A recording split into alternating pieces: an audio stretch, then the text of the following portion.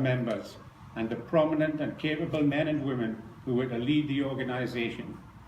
Lady Arthur must have experienced the most exquisite feelings of satisfaction, for it was she who had undertaken the task of launching this society into the cultural arena of Bahamian life. And here we've got a picture of Lady Arthur, the wife of Governor Serena Arthur, and the Historical Society was formed on the 5th of October 1959. Hence, tonight is the birthday of the Bahamas Historical Society. It was said about her that she was endowed with the inbred sense of purpose and duty. The desirability of a Bahamas Historical Society was forcefully impressed upon her, on her mind, during a cruise through the West Indies in the summer of 1958, where she found many active societies. So we were lacking, and the rest of the Caribbean had societies. Sir George Roberts was the founder president of the Bahamas Historical Society, and he was in power from 1960 to 1964 when he died. After the inaugural meeting on the memorable afternoon of the 5th of October 1959, Lady Arthur was elected patron, Sir George Roberts president, Miss Mary Mosley, the doyen of Bahamian historical enthusiasts, who was then ailing, was made honorary president. The vice presidency led to Mrs. Harcourt Malcolm in recognition of her husband's valuable contributions to history. He wrote the history of the law in the Bahamas. The posts of secretaries were filled by Mrs. H.D. Christie, that's Harold Christie, and Mrs. Harry P. Sands. And the worried question that Sir George frequently asked in those days was, what are we going to do with a historical society? And the answers received was not helpful, because we didn't have any speakers on Bahamian history, because there was no Bahamian history told or written. So Harold Christie took over as president. He lasted from 1964 till he died in 1973. And during those early years, we had meetings sometimes in Government House, sometimes at Mary Mosley's house, sometimes at the Rand compound, and sometimes at the Dundas Civic Centre. So we were like the wandering Jews. We wandered and wandered from place to place. And then we come to my father-in-law, Dr. Edwin Paul Albury. He was a president of the society from 1973 to 1983. And in 1976, he was able to say, at long last, we had a permanent home.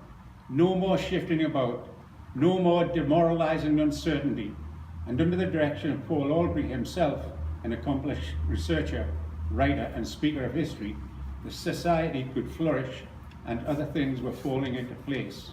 The one great thing was that the ladies of the Imperial Order of the Daughters of the Empire handed the whole over to the Bahamas Historical Society. They had been going a very long time, since 1904, when 5 societies were formed, but over the years it got less and less.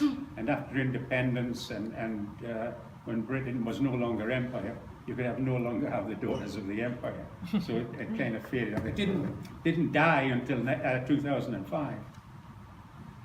And Paul Albury again, he says, at last the Bahamas Historical Society has in one building a magic mirror to the past. And he quotes Macaulay, to make the past present, to bring the distant near, to place us in the society of a great man, to vest with the reality of human flesh and blood, beings whom we are too much inclined to consider as personified qualities in an allegory, to call up our ancestors before us with all the peculiarities of language, manners and garb, to show us over their houses, to seat us at their tables, to rummage through their old-fashioned wardrobes, to explain the uses of their ponderous furniture. In 1979, we were proud to promote the first journal of the Bahamas Historical Society. The editor was Peter Dallio, who was a lecturer at the College of the Bahamas, now the University of the Bahamas, of course. And he, in his tenure, was 2 years, Dr. Gail Saunders did a mammoth task for 27 years, and Anne and Jim Lawlor, that's my wife and I, we're in our 10th year. As I said before, there was very little to speak about at the Bahamas Historical Society until around about 1977, when, as you can see from that slate, we had many people speaking about Bahamian history and writing it in the journal. The upcoming journal that we've just almost ready to put to the publishers, we have these articles: A Struggle Towards Enforcing Justice, The Slave Trade, 1824 to 1826, by Eric Weiberg. William Augustus Bowles, His Connection to the Bahamas and Florida, by Jim Lawlor. Bahamas Shipping in Black, by Grace Turner. Chinese Migration to the Bahamas, by Philip Smith. And as Andrea mentioned, Agriculture in the Time of Slavery, by Godfrey Eneas. Sadly, we've got obituaries for Sir Geoffrey Johnston, for many years the orator at the annual election of the Bahamas. Benita Johnson, who every Thursday afternoon sat at that desk and welcomed visitors and did many other things, and was also the what do you call the secretary? Yeah, recording secretary. The secretary. Right, Yeah. recording secretary. Larry Smith, who many of you know from writing in the newspapers, who actually, with Anne and I in a group, met in an archaeology course in 1981 and was very active in the archaeology in the early years, and then he started to write the columns. And our friend, Anne's friend from girlhood, Juliana Horn, who was also a life member of the Society. Our crest was created by the artist Alton Lowe in 1984 for our 25th year. And just a plug here, the Bahamas Historical Society is a non-profit cultural, and educational organization dedicated to stimulating interest in Bahamian history and to the collection and preservation of historical material, as you can see all around. Miss Agnes June Mora, who recently died last year, 2 years, Yeah. 2 years ago. She was a president of the Historical Society between 1983 and 1988. And during her time, 1987, the museum was created in this hall, the former IOD headquarters. Unfortunately, it was only 9 days after Dr. Paul Aubrey died. He just died 9 days before he could see his dream through it. Dr. Gail Saunders took over in 1988, and she was active as president till 1999. And of course, Gail is very well known because she was the director of the archives and the National Museum for many years. The archives developed into an important center of primary research. Anne and I have been there for many years, and many other people use the archives. If you don't know about the archives on Mackey Street, I'll allow you to go. There's so much to find, especially looking through baptisms and burials for your family genealogy.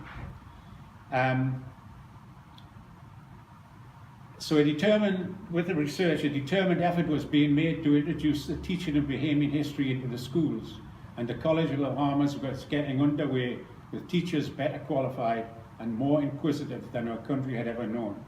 And pictured beside her is Anne's mother, my mother-in-law, who managed the building and organized the volunteers, and she was in the museum until shortly before her death in 2006, so probably about 25 years of voluntary service. The next president was David Cates. He was here between 1999 and 2006, and the treasurer between 2006 and 2015. And on his left was Stephen Arner, who introduced the website and the email letters that we now send out with regularity, right? So that's Stephen Arner. He was president from 2006 to 2009. Oh, and then look who's here now.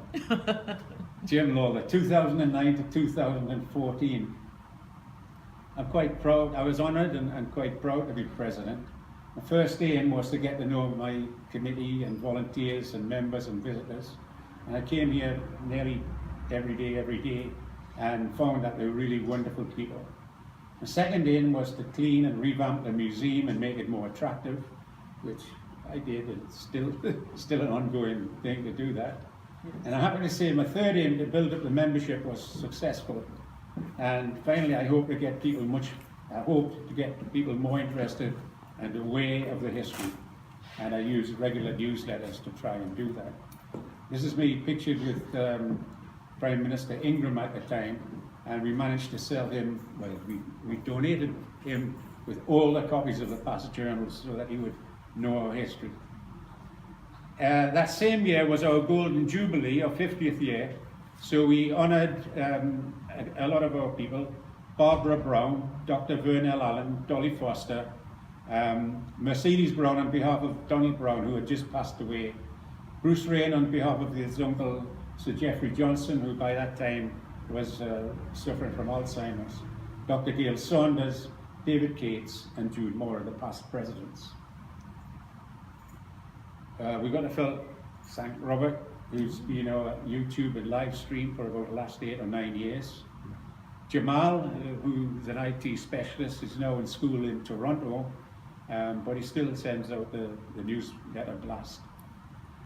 And then thanks to our volunteers, Monday morning, Vienna Johnson, myself and Cora Carey Monday afternoon, Dolly Foster Tuesday, Dr. Vern Allen, Cora and I again on Wednesday, Vivian Ferguson, who's very ill in hospital at the moment, so we've got to keep our prayers out for her.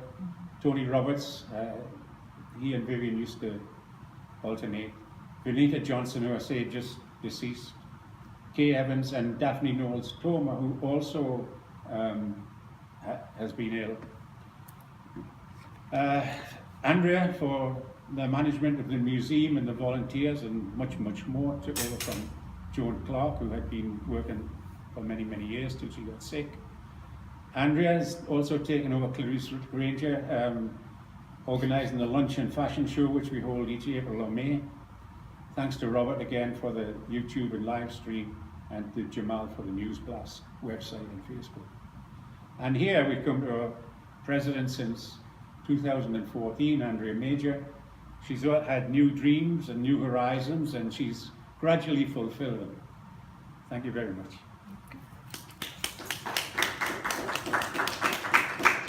Okay, are there any questions for Mr. Lawlor? There being no questions, we'll move Fairly right good, along. straightforward. Yeah.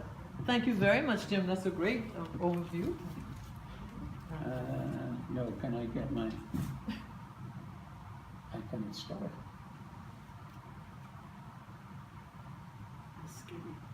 I have one question. Okay. Mr. Lawlor, you said that prior to a certain point in the presentation, people didn't feel the Bahamas had history to write about or talk about. How did that? Well, the thing was that only Bahamian history was taught in the schools until Dean Peggs, I think, wrote a short booklet, I think around about 1950 or so, or 55, not quite sure. But because we didn't really know our history, we had Bahamas Historical Society, but really no speakers on Bahamian history. So they would talk about the Caribbean or the Americas, or even one was about the lost city of Atlantis. You know, they used to fill in. And then round about 1975, 77, then we started to get articles on Bahamian history and talk and speeches.